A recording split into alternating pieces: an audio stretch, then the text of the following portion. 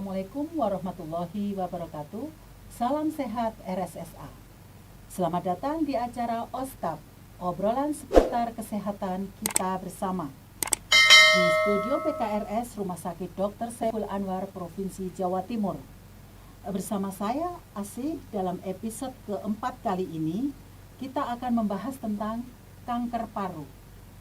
Pembicaraan kita kali ini tentang kanker paru berkaitan dengan memperingati Hari Kanker Paru Sedunia.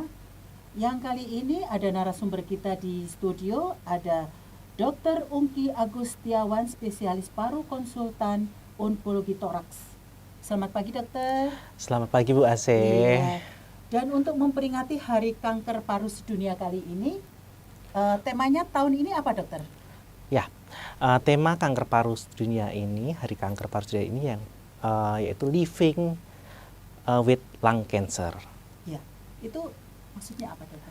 Jadi Living with Lung Cancer itu di mana orang yang terkena kanker paru itu harus karena sudah terkena, gimana menjaga beliau itu tetap sehat, aktif, dan juga usaha untuk sembuh.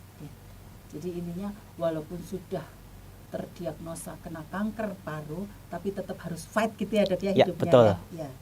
Dan kanker paru itu sendiri, kalau saya pernah membaca di website itu, dok, itu katanya kanker penyakit yang paling mematikan ya, dok ya, di antara penyakit kanker-kanker yang lain. Betul sekali, Bu Asih. Jadi kanker paru itu kanker yang insidennya, angka kejadiannya sangat meningkat. Bahkan di negara berkembang seperti Indonesia itu 400 kali lipat dibandingkan tahun-tahun sebelumnya. Kemudian dari yang ditemukan itu, angka kematiannya cukup tinggi dibandingkan dengan kanker-kanker yang lainnya. Kanker payudara, kanker serviks, dan lain sebagainya. Kanker paru itu angka kematiannya cukup tinggi.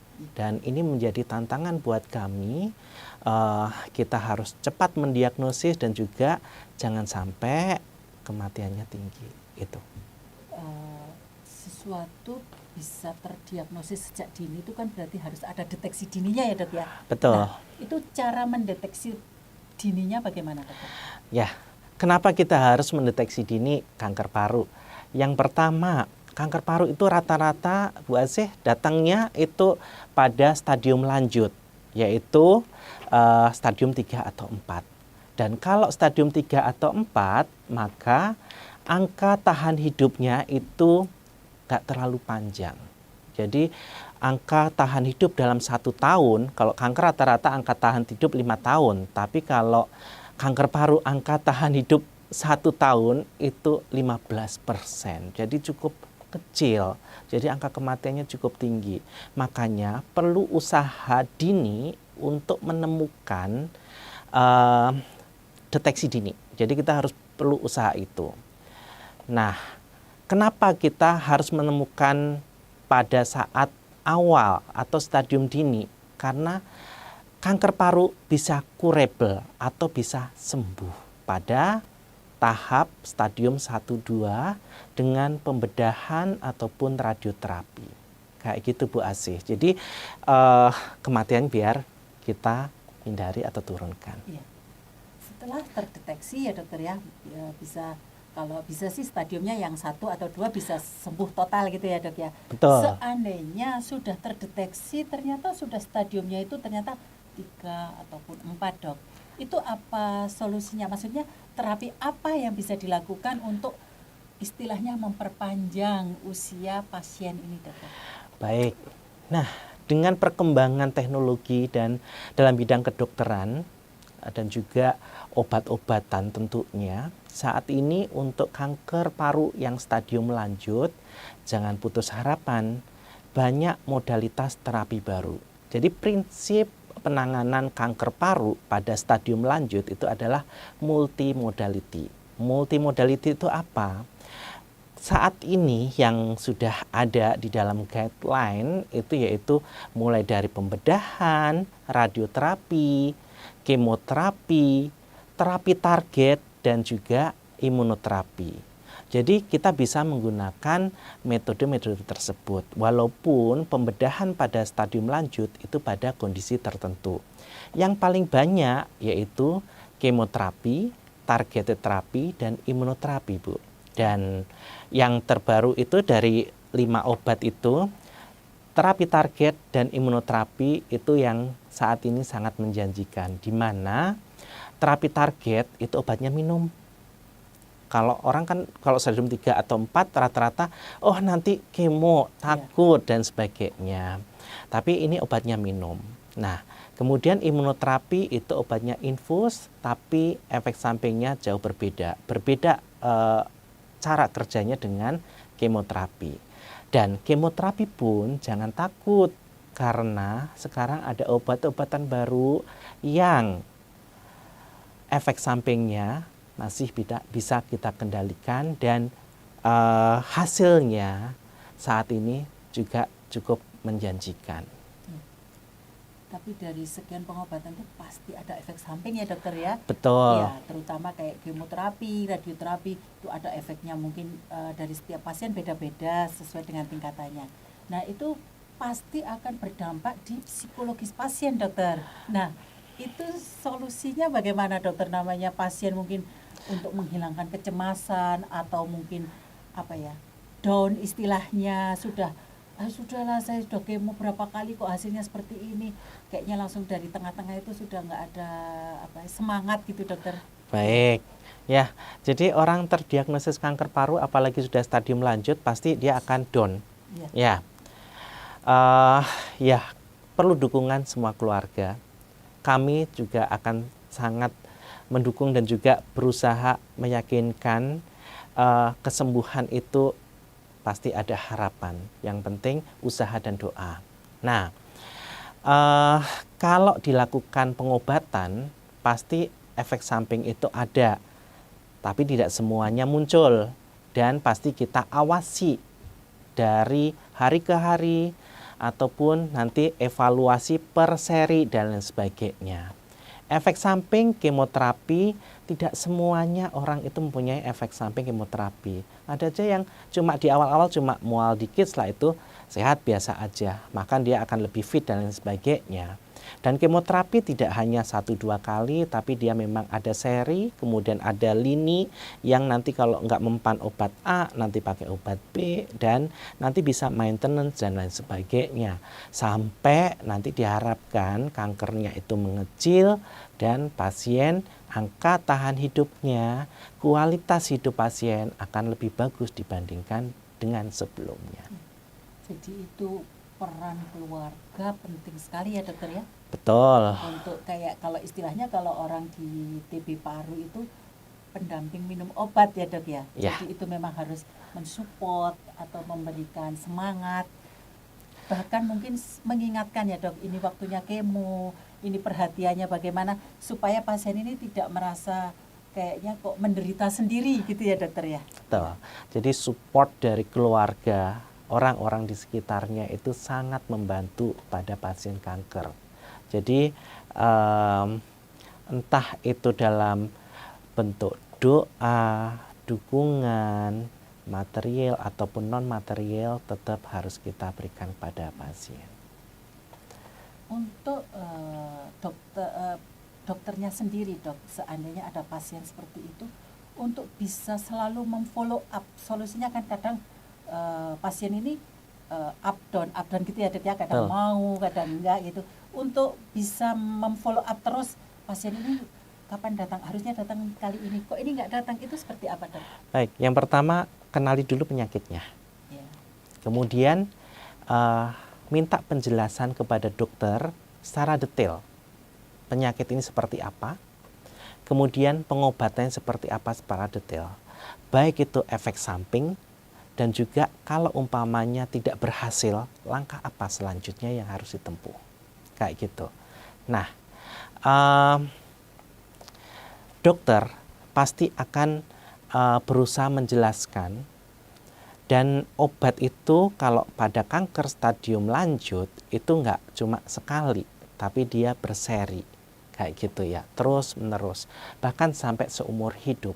Ya, di situ nanti pasti ada evaluasi kapan dia harus jadwal kontrol, baik itu kemoterapi ataupun targeted terapi ataupun imunoterapi. Ya, nanti kapan kontrol, kapan dievaluasi.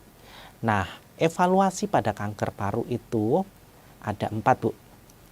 Subjektif itu ada keluhan pasien, apa membaik apa enggak. Kemudian semi objektif, berat badannya naik apa enggak. Karena orang kanker rata-rata kan turun berat badannya. Dengan diobati berat badannya naik apa enggak. Kemudian performance status, jadi kemampuan fungsional pasien tersebut. Yang sebelumnya tidur saja, apakah nanti bisa duduk atau bahkan berjalan atau bahkan bekerja.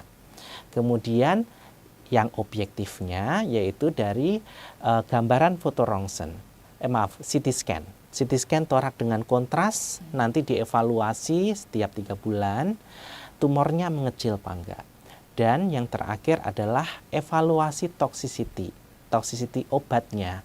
Jadi apakah ada efek samping obat tersebut. Baik yang kecil ataupun sampai yang efek samping yang membutuhkan rawat inap, itu akan direkod dan menjadi pertimbangan selama pengobatan. Kayak gitu, Bu. Penjelasan seperti itu apakah pasien dan keluarga pasien harus tahu, dokter? Sebenarnya pasien itu berhak untuk mengetahui penyakitnya dan juga menentukan pengobatannya. Dengan resiko pasien nanti semakin takut, dokter. Gimana? Iya, di Indonesia memang seperti itu, tapi kita kan melihat kultur masing-masing daerah ya. Idealnya pasien itu tahu dan nanti keputusan di pasien gimana dia bersikap. Tapi kadang pasien dengan kondisi terminal, istilahnya stadium lanjut, itu banyak pertimbangan sehingga kadang-kadang keluarga yang harus tahu, pasien dikasih tahu dan disupport gitu aja, dan keluarga yang akan lebih detail. Dan itu pun juga kadang permintaan keluarga, tapi keluarga, makanya dukungan keluarga itu sangat perlu dan dia benar-benar harus juga menjaga. Kalau pasiennya nggak mau kontrol ya dimotivasi untuk kontrol dan lain sebagainya. Nggak mau makan, ya sudah dibuatkan makanan yang enak atau disuapi dan lain sebagainya. Itu salah satu usaha-usaha yang bisa membantu pasien. Nah, seperti pemirsa dengar semuanya penjelasan dari Dr. Ugi bahwa sebenarnya penyakit apapun pasti masih bisa disembuhkan ya, dokter ya. Yang penting ada usaha, betul, doa, dan terutama support dari keluarga. Ya. Nah, untuk ini terapinya, dokter, terapinya itu kan pasti seperti radioterapi ataupun dengan kemo, itu kan pasti biayanya besar, dokter. Nah, itu bagaimana, dokter itu? Ya, baik, negara kita ada JKN ya yang juga bisa membantu, semua bisa, bahkan wajib untuk ikut tersebut ya.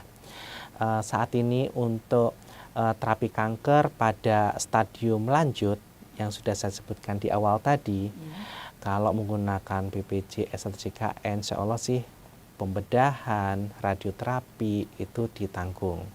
Kemoterapi juga ada. Terapi target yang terbaru, obatnya minum, ya itu juga ada. Dan itu kalau beli sendiri ya lumayan mahal. Kayak gitu. Tapi ya. Ini di cover dengan BPJS sampai BPJS itu sampai dia sampai selesai umpamanya kayak gitu ya.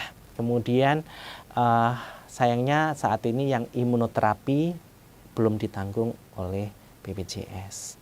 Karena obatnya memang obat terbaru, teknologi baru dengan sistem kerjanya yang berbeda, di mana dia akan meningkatkan sistem imun tubuh pasien, di mana kanker itu mampu menghilang atau menghindari dari sistem imun. Kalau kanker itu kan sel tidak normal, dia akan dihancurkan oleh sel T atau sel tubuh kita, tapi dia bisa berkamuflase, nggak bisa dikenali sama sel T, sehingga dia akan terus berkembang. Makanya dengan imunoterapi memperkuat sel T-nya untuk mengenali sel kanker sehingga sel kanker bisa dimusnahkan, kayak gitu. terima kasih dokter informasinya. Demikian tadi pemirsa informasi dari Dr. Ungki Agustiawan, spesialis paru, konsultan onkologi toraks. Semoga bermanfaat bagi pemirsa semua. Terakhir dokter, pesan untuk para pemirsa.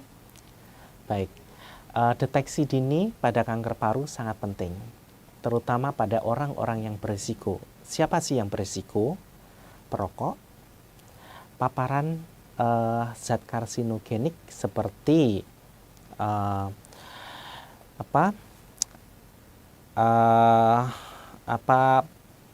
pembakaran plastik dan macam-macamnya, kemudian asap kendaraan dan sebagainya. Sekarang polusi kan cukup banyak.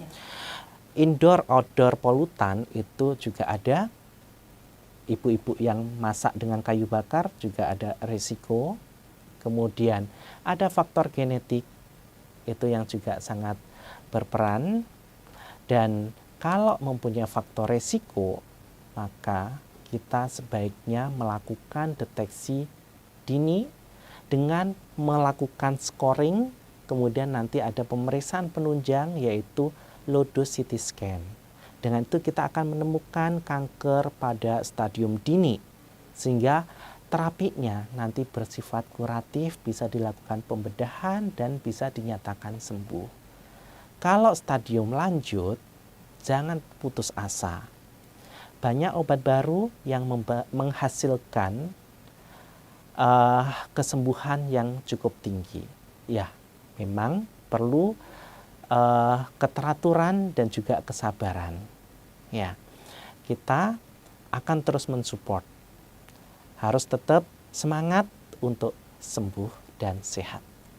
Baik, Dr. Ungki, terima kasih banyak atas sharing-sharingnya kepada Sobat Sehat RSSA. Semoga ilmunya bermanfaat bagi pemirsa semuanya. Dan terima kasih atas waktunya, dokter. Terima kasih, Bu Asih. Semoga Dr. Ungki selalu diberi kesehatan dan bisa berjumpa lagi di episode berikutnya. Tetap jaga kesehatan untuk kita semua dan sampai jumpa di episode OSKAP berikutnya. Wassalamualaikum warahmatullahi wabarakatuh. Waalaikumsalam warahmatullahi wabarakatuh.